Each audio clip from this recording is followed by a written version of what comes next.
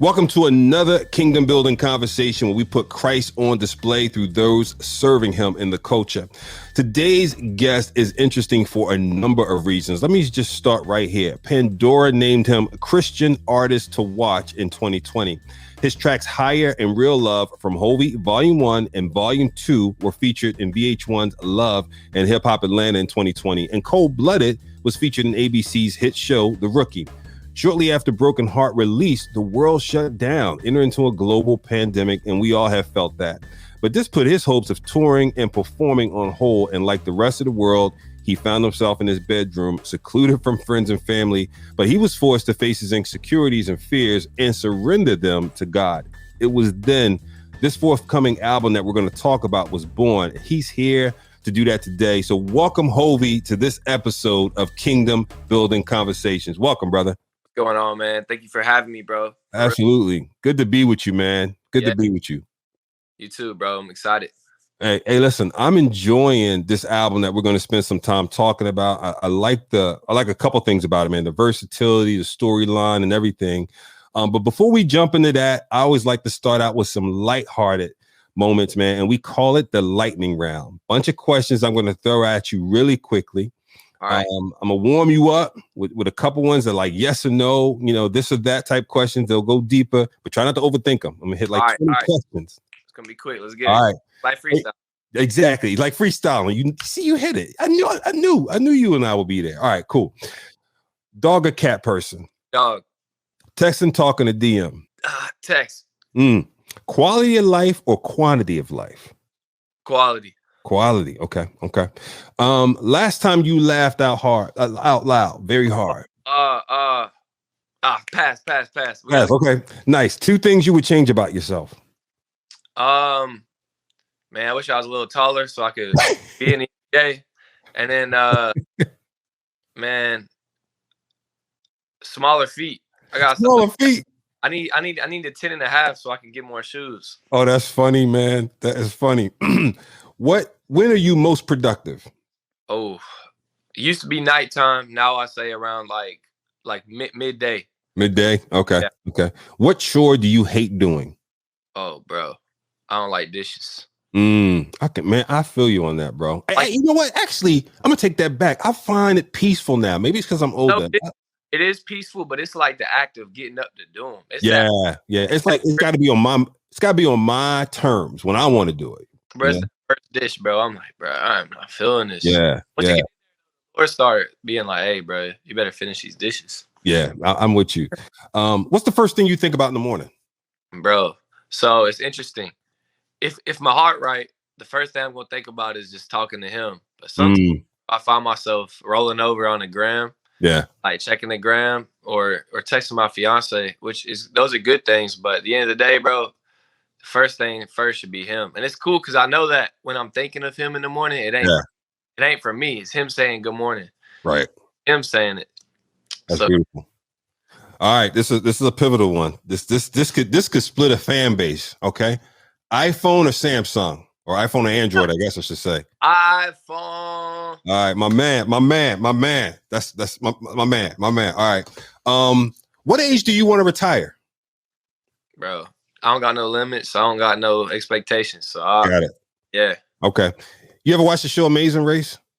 No. Okay. All right. You ever watch any of those shows? You have to do like crazy challenges and things like that. Jump off building, eat strange food, things like that. You know what I'm talking about? Down to try. Okay. If you were doing one of them shows, what challenge would you say? I'm absolutely not doing that. I'll lose the show for that. I'll give it $1 million, whatever. I'm not doing that challenge. I would not do that whole get on the beach for 3 weeks and that whole Survivor type vibe. Got it. Not doing it. Okay. What scares you? Oh, bro, something when I drive past semis, I be feeling like when I drive semi that it's getting closer. Yeah. That just be freaking me out, bro. My mom has that one. GOAT question, man. Jordan or LeBron? We had this convo yesterday. I always go back and forth. Like it's like I wish I could say Bron because that's what I want to say. But like Jordan, probably in reality, Jordan. Yeah. But like if Bron grabs 7 rings, then I'm going to switch. Then you're gonna switch? Okay. What's your last thought before going to bed? Oh, bro, that can be all over the place, just depending on the day. I ain't gonna lie to you, bro. A lot of the time it is cool though, because I feel like sometimes it's just like that thought of like being at peace with him, like how much he loves me, and just. But sometimes it's a lot going on in the day. You know what I mean? So it's like, oh man, I gotta get this done, or man, like this was hard today. I don't know. It just depends, bro. Like that junk varies for me. That kind of debrief for the day, almost like a mental journal. Yeah, it just varies. Yeah. Bro, I feel like I'm so tired. I ain't even thinking. I'm just laying down. Whereas enjoying that rest. That resonates, man. Yeah. Where do you go to think? Oh, bro. So I really like to go in the car and listen to music and drive. Like that's really nice. Also, bro, I like in my bed, like just kind of laying in my bed, just thinking. But that can vary too. Like something that really does help me, I wish I did it more, was like walking, like outside, just walking around the neighborhood, bro, talking to him, spending time like that. That's a good place to think. It is. I like to do that too. We've started some walks again, my wife and I. What would you do if you didn't have to work tomorrow? And then in the next few days, actually, what would you do? What would you spend your time doing? I would definitely hang with my fiance. We kick it. Listen to music for sure. Like just kick back, listen to music. I'm a chill guy, bro. So I might go to the park. I love going to the park. Like, so go to the park, sit down, maybe go hang with some friends. And it just depends, bro. Like for me, man, anybody that knows me knows I'm just kind of like I'm just a spontaneous guy where it's like, there ain't really nothing that I can't, like, there's nothing on my list that I'm not going to do. Like if somebody's like, yo, let's go to the theme park. Yeah. So whatever opportunity kind of comes to me, I'm going to do it. I'm going to take advantage of it. Yeah. Yeah. Who's your favorite CHH artist? Andy. Got you. Andy and Craig. Like it's kind of back and forth, but right now, like I really, and Andy's stuff be speaking. I like Trip too. Trip, one of my favorites. Like all the guys. T-Dot. Yep. Yeah. I love Trip too. Yeah. Got you. Favorite verse of scripture? John 17:3. Easily. It changed my life, bro. The verse, but this is eternal life, that you would know God and Jesus Christ whom he has sent. And it sounds so simple, but bro, it is. And it's because it's about knowing him. So nice. Yeah.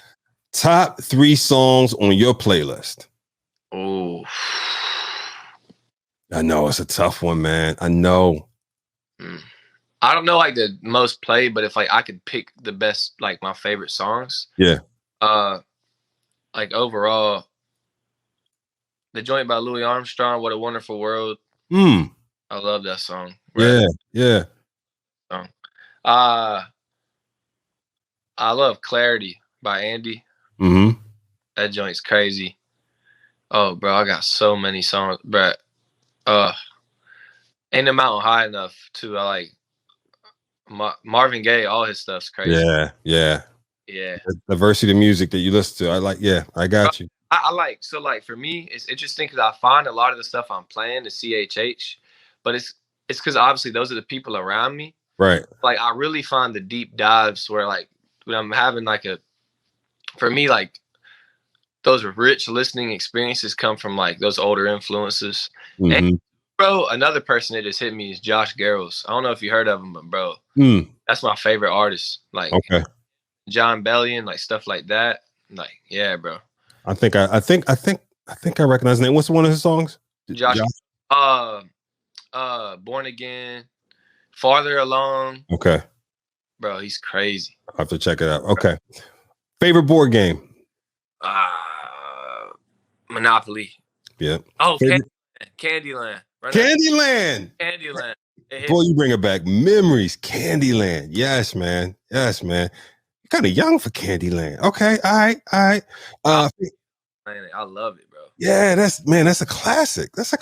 Okay. Favorite movie? Oh, bro, the Rocky series. Got you. That's my favorite, bro. You know me. Even if you listen to my album, you hear the intro and be like, all right. Yeah. He like Rocky. Yeah, that makes sense, man. Favorite video game? 2K. 2K? Yeah. NBA 2K? Yeah. Yeah, okay. Yeah, 2K. Yeah. I forget that 2K starting to stretch out there. Yeah, because I think they have what, hockey, they've got they've got a couple baseball, yeah. But their NBA game is just different. Oh yeah, no doubt. No doubt. Okay. PlayStation, Xbox, or Wii? PlayStation. PlayStation. Okay. He said that like with confidence, people. Right. No. Play yourself. PlayStation. Right. Exactly. Well, I'm an Xbox too. I recently got back to PlayStation because my younger brother has it. So now I have both. Favorite, this may be hard. Favorite Kung Fu flick. People struggle with this one. Oh man. Karate Kid, bro. Karate Kid? Got you. All right, last one. Favorite junk food. Oh. I love cheese puffs. Like Cheeto Puffs. Uh-huh. Sour Patch Kids. Sour Patch Kids. That's a movie. That's a movie one. You know what I mean? Like some popcorn, some Sour Patch Kids, bro. Sour Patch Kids #1. Then I'll probably put the either Munchies or Cheeto Puffs. Got you. Yeah. Got you. Love. Okay, cool, yeah. Cool. So now talk about, man, where you're from. And I think you say it in the Wick, but let's just officially, man, tell me where you're from originally and walk me through a little bit of growing up. Yeah. Where you're from. Because in the Wick, you say, like, one of the lines I picked up in the Wick that to me was just so poetic was something like you said, this is my story. Don't ask me where the book at. Yeah. I love that. That's my book at. Yeah. Yeah. So the Wick is Brunswick, Georgia. It's Southeast Georgia. So it's an hour from Jacksonville, Florida, and it's an hour from Savannah, Georgia. So it's kind of like in that cove. And it's a coastal town, so it's on the beach. And yeah, bro, so that's the location. But Brunswick is it's like a melting pot of a bunch of different cultures. But the issue is like it's just in like little regions. So like one region, you got the hood, the trap. One region you got like the burbs, then you got the beach. Mm-hmm. You got all these different little sandboxes around. So growing up there, man, it was interesting, bro, because my parents ain't make much money. We was living in a trailer. Mm-hmm. The way they was sacrificing was amazing. It was beautiful. But yeah, bro, so we went through that, and I didn't know that, you know what I mean? I didn't really care. I was just enjoying life. So it was, right. I feel like some people say like they don't enjoy where they grow up because what they went through, but I like enjoyed it. Like walking outside, like I just feel like I had hope. You know what I mean? So like growing up, bro, was so interesting because I did love the community I was in, meeting a bunch of different types of people. And then I remember we eventually moved away from Brunswick and went to Ellijay, Georgia. And then after that, a couple of things went down. Then we went back to Brunswick. So finishing out my life, like my high school life, my middle school life in Brunswick, like that's where I was really introduced to hip hop. And so like the cool part about Brunswick is there's definitely deep hip hop culture. Like people really love hip hop. Even the suburban white dude, like he's gonna listen to hip hop. You know what I mean? So it's cool. Like the whole culture, I mean, for the most part, respects what I do and respects hip hop. So that's where I was introduced to like Eminem and Wayne. Like Wayne, like Wayne. Yeah. For us, like in middle school, Wayne was like our hero. You know what I mean? Like around 6th, 7th grade, and that was what introduced me. But at the same time, it was kind of messing with my spirit because I couldn't take all that in. So, yeah. Say more about that. What made him your hero? Well, say like he was my hero, but he was like our hero. Our hero, exactly. Like homeboys, like if we're going to play football outside, like we had Dwayne, like right. we had Carter Ford playing. You know what I mean? Yeah. And because like he was so playful, and he spoke our language. Like even if you don't do the things he does, like he speaks that youthful language. Where when he got on, when he slid on, excuse my charisma, I go to spitzer. When he got on there, it was just like, dang, bro, like this is how we feel. Like we're Yeah. just like living life. And so I think that playfulness and like the way it was 6 foot, 7 foot, bro. The way he slid on that, it was just like it related, I think, to the way that we just wanted to just have fun. But then at the same time, for me, I always had that conviction. Like when it would go on, it's not that secular music's like bad to listen to, but yeah, I would always feel convicted because I knew like, man, like there's more than that. And so that's around that time I was also listening to Lecrae. I was getting that hope, but then when I'd be with the homies, they'd be playing Wayne, and then Cray dropped Church Clothes, and I was like, oh man, this sounds like Lil Wayne. Good, yeah. That's good, man. You know, one of the things to me about Back in the Wick is I think it's a 2.5 minute, 3 minute song, but you unpack a lot in that song, right? From my recollection, man, you talk about, hating your mom for a minute, but at the same time respecting how much she was going through and doing for your family. Even with that line, I always want to give context to it. So when I looked at my mama with hate, I didn't mean like I hated her. I meant like that, that disrespect. Yeah. Like those times where I would just be so disrespectful. Mm. I mean, looking at her with hate, like being like, man, like I don't respect you right now. And I think that's where I was coming from with that. Where got it. Just to clarify, because man, I've always loved my mama, but I went through those times where I was just, you know what I mean, just being blatantly disrespectful, and that wasn't. And now you can see it so clearly as what it was. Yeah. That's good, man. And talk about your mom getting fired, your dad getting fired, how tough it was, but acknowledging how much they were taking you through. And then what changed your life? Just like you said, 6th, 7th grade, it was almost like Wayne was speaking the feelings that you felt. He was expressing it. You know what I mean? Like this dude is speaking about what I see, but yet there's something tugging me on the inside. What was that real turning point? Because I think you mentioned that, something happened in college. What really was that turning point for you? Yeah. So it kind of started in high school and carried into college. So in high school, I went on this mission trip. And first of all, I was in church my whole life. So I knew about God, and people would call me that Christian kid because I was a good kid. Right. Like, I mean everything. You know what I mean? So, you know what I mean? Like first of all, in middle school, just to give you some context, in middle school, I really did have a heart for the Lord, and I grow with the Lord, feeling these convictions for that stuff I'm listening to, but also just stuff, knowing that there's things I don't want to do. And thank God I didn't fall into those things. So get to high school. And I remember going on a mission trip to Memphis, Tennessee. And on that mission trip, bro, I'll never forget it, bro. Like I saw the craziest things I've ever seen. People getting healed, like demons casted out, and just also people just finding life in him. Yeah. On that trip, I remember hearing Jesus speak to me, and he said, "Follow me." And he just spoke it in my heart, bro. And I just remember doing it. I was like, all right. I heard that, I broke down crying, and that I remember my adventure started, where my hunger started to grow. Yeah. Started to practice intimacy with him versus doing the right stuff. It was practicing intimacy. And obviously I was still young in high school, so I had some judgmental tendencies, looking at my friends man, y'all do this, this, and this. Right. You know what I mean?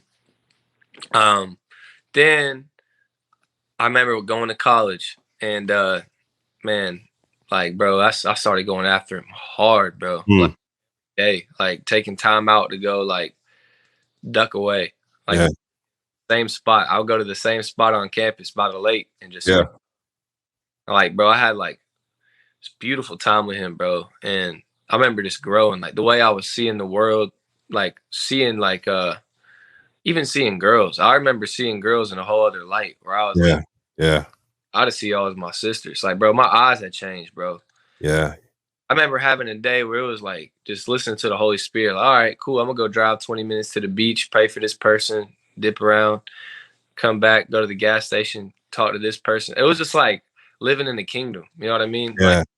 And I had crazy just experiences with the Holy Spirit, which is obviously beautiful. But yeah, bro. So college, that was just my scene. Things, yeah. All it was discipline. Because I started, I know I was getting discipled too, seeing people around me finding him.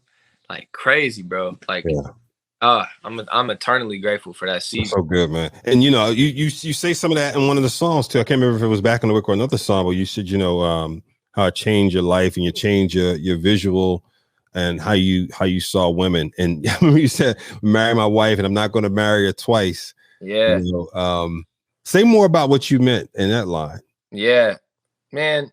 It's like when I'm committing to her, like I'm committing. Like I'm not here to play no games.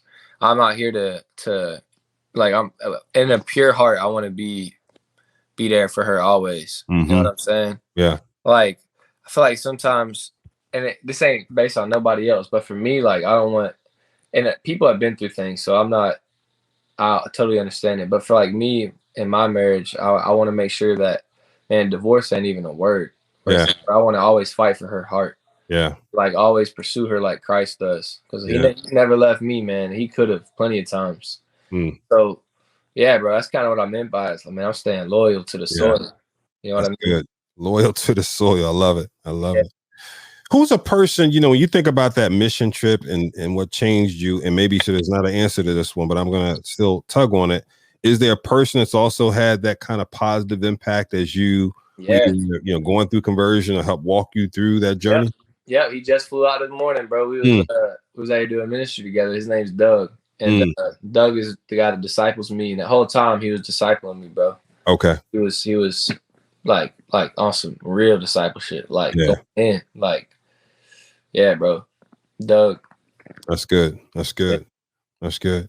What inspires you and keeps you going, man, in this music? You know, I listened to the new album, and you know, I listened to the previous work and the new work. And one of the things about the new work is the versatility. I'm not even sure, you know, let me ask you this, because I was going to say something. I want to lead the witness. How would you categorize your album? I call it a chameleon, where it's like you just listen to it and it's just blending in everything. You know what I mean? I don't even know what type of artist I am or anything. How are they going to categorize? Like when they how's Reach going to, when they push it out, what category? I mean, you have to choose categories, right? So I think it's going to be the primary category. I think the primary category is still going to be hip hop. Okay. You can listen and kind of see, like, even on the singing track sometimes, like, I still kind of put some flavor. Even on ninth grade, I'll be going back to that falsetto thing. Just taking my hip hop roots and kind of like just toying with it. Washing the Blood, even having them Kanye drums. Like, messing around like that. Like, so yeah, it's still hip hop, but I'll say a lot of it too is kind of pop and worship. It is. All of it. It is, man. And that's just because I love Justin Bieber. I love Kendrick Lamar. You know what I mean? Like, I love Cray. It's like mixing all that in one influence. Yeah. Like Holy Spirit, even that song Holy Spirit. I mean, that's a multi-genre song as well. No doubt. It's rap, but it's also gospel. Like, and yeah, bro. So I don't even, to be honest with you, bro, I don't know what to call it. And I think that's the beauty. Like, I enjoyed it because it's funny. You know how you're listening to, first of all, you know, we're kind of like a singles society, right? We're so used to listening to playlists with a bunch of different singles. So then when you go listen to an album, that's almost a isolated time, right? We don't do that much. I'm listening to it in the car, and I haven't loaded. I'm listening, and I think I messed up and somehow shuffled the list, right? So I go back, and I go, "Oh no, that's him," and I'm like, "My boy is singing," and I go, so I'm listening back again, and I'm not hearing a lot of like studio work. I'm hearing, you know, I've produced, so I can tell studio work versus pure. And I'm like, my boy's singing, you know, and what I enjoyed, man, was the artistry, the creativity, and just being authentic and being unleashed, just saying, I'm just going to do what's coming from my heart and just let it go. Right. Yeah, bro. I think too, it was cool because like I've always desired this for Reach. Right. Like as a Reach fan, like I always wanted to get that. And I think Gavi does that well. Archie does that well. Yeah. So like for me, I wanted to bring that to the table for myself, where it's like, hey, I want to be able to give these fans something that they don't know. Yeah. I want to be able to give them a taste that's not familiar. You know what I mean? And what's cool too, the biggest goal for me is that everything's from the spirit. Like the whole album, like, is a journey for sure. Even in the dark tracks, bro, you can see how they tie in to like the greater message, like of his blood. You know what I mean? Yeah. Yeah, bro. I like it, and Christina told me it's not fully done. You guys may make some changes, but I enjoy the and I know how that works, right? You may get to. No, it's done now. You're done now. Okay. It's mastered. It's okay, in it's there. done. Bro, Okay, bro, we gotta send you the new link. Okay, send me the new link because I got it last week, and the even the sequencing of it between the rap tracks and the singing tracks and pop, whatever you want to call them, was really well done, and I enjoyed it. The point you just talked about, man, working with Reach now, what was the feeling like going from being such a deep Reach listener to now being on Reach and then being on like still 40 Deep as an example, right? Listening to 40 Deep back then and now, what's that like, man? Yeah, it's amazing. What's interesting though is that because I listened so long, I was such a diehard fan. I definitely think I set myself up to be let down. Not in a bad way, but like, oh, these dudes are human. You know what I mean? Right. Like, and that's a good thing because it's like, oh, all right, cool. These dudes is for real, right? Like human, and so, that's been cool. Like getting to know these dudes and their hearts, and like they're not just robots. You know what I mean? And it's been cool, just getting to live out that dream, but to do it in a whole other way. Like, I didn't know I was going to do it this way. Like, if you would have asked me years ago, I would have thought I was just rapping. Gotcha. But now, like, I think getting to be fully me on the label that I aspire to get to work with is incredible, bro. And I got a good team around me. The label champions me, man. And, I mean, it's a family, dog. Yeah. It's a family. I don't know if you heard that line and Can't Tell It All, where I said, if you want to walk with God, you got to walk with some good company, not the ones that build your company. Reach don't come from me. And it's cool. It's cool because I learned that that line was no dig on nobody's character because I'm friends with a lot of people on the label. As a whole and as a business, Reach can't be my discipleship. Right. Well, I grew up thinking that they was going to be my spiritual, you know what I mean? Like, worship. Right. It wasn't. And so I just think that was cool to even put in the album where it's like, man, like, kind of making it funny and like hip hop, you know what I mean? Giving it a kick, but in a good way where it's like, man, know what you're stepping into because Reach is a business and it's not a bad thing. I'm aware of what they are. Okay, cool. And they still do point me to him. And so, yeah, bro, it's been a blast. Like, and this is only album number 1. You know what I mean? Me and Ace, like, we already cooking up, thinking about intentionally like about album number 2 and how we want it to go. So I just want to, man, I want to create a world for these fans where it's like they're experiencing him and they are experiencing they're getting to hear the life of a son. Who his father is. And bro, I'm so thankful, bro. That's good, man. That's really, really good. That's really talk about your musical journey a bit, man. How'd you get into it, and what brought you to Reach? Because obviously the rest after Reach, people have really seen. But how'd you get started in music, and what brought you to Reach? So I started freestyling in middle school. Obviously, hearing Eminem and Wayne and all that stuff, it has you want to just rap. I was battle rapping, so like in the locker room before football games or football practice, I'd be battle rapping. Right. Like, man, I don't know how many rap battles I done won. Like that. It was like trophies for me because I love that feeling of being that dude that nobody could expect. You know what I mean to rap. And then I got to high school and started. I was in band class, so I was in percussion. And I remember one of the dudes in my class. He was a senior, and he was writing raps. Like he had a notebook. And see, I was always scared to write stuff down because I didn't want to write my feelings. You know what I mean? I was scared to be vulnerable. And I saw him doing that, and bro, it just translated. And I wanted to do it too, so I started to write. And then I entered the talent show, and I won in my freshman year. At my first performance ever on stage. And then 11th grade, I won another talent show. And at this time, I'm starting to make my own songs, all that. So I started producing and writing all my own stuff, recording my own stuff in my room in high school. Then after that, in college, I was doing the same thing. SoundCloud, going hard, then put stuff on DSPs. My best friend Bailey started managing me. Mm-hmm. Like as the homie, he was managing me. And then I sent a DM, bro, to Ace Harris from Reach on Twitter. I said, hey, bro, because he had put out a tweet and he said, send beats. This is when he first came on. Uh-huh. And I was a producer, but really an artist. Okay. I sent him my songs. I just I don't know. I just shot my shot. Sent my songs. He was like, yo, these are dope. Keep sending me records. Nice. And I did. And the rest was history, bro. We built for 2 years. He brought me up to Atlanta a year after that, after I started really growing, like a lot. Mm-hmm. And bro, the rest was history, bro. I think it was after that, sometime after that, bro. Like as I'm growing, like he brought me up. And then like I remember I got a call. I was on a mission trip, and they was like, yo, this is after Emotions was on the playlist. So they saw how Emotions was performing and just, all right.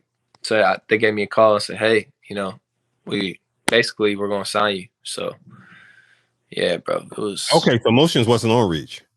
Mm-mm. Okay, I thought it was. Okay. I was not planned, like people might think that I was planned. Like I was already signed when Emotions came out, but that's true. Sorry, broke up. But people might assume that I was already signed when Emotions was on the playlist, but I really wasn't. If anything, I thought they were done looking at me, bro. Okay. And it just it did well, and they was like, "Yo, I'm sign him." So then after that, I stayed low key. I signed and dropped 4 more records just to warm it up and build my own fan base before the announcement. So, Got you. That's beautiful, man. I'm prayerful for you, man, for the success of this album, man, and what you have in store, bro. What, you know, when you think about the people who support you, who are listening to Hulvey today, and as you know, hopefully just continue to that continues to grow. If they could do one thing for you, bro, right? If they're watching this, like, man, if you ask me to do one thing, bro, I'm gonna get right to it. What would you ask people to do, bro? I actually tell them, man, if you're watching this, go and read John 17:3. And when you read it, ask God to show you what it means. And if you tap into what that verse means, like, and you live it out, like, your life will change. Now, that's a promise. That's what's up. Yeah. That's what's up. All right, brother. Any last words, man, before you sign off? Hey, man. First of all, thank you, man. Shout out to Holy Culture. Shout out to just all the people supporting me, man. Shout out to Trig. Appreciate you having me. No doubt, brother. Here, man. Like I said, go read that verse, John 17:3. If you really believe what it says, like, just you'll be surprised, like, with the outcome. So no doubt. No doubt. Continued success, bro. Thanks for joining us. Thank y'all. Y'all know what it is. Y'all been a part of another kingdom building conversation. Make sure you pick up Hulvey's new album, Christopher, dropping soon on Reach Records. Much love, y'all.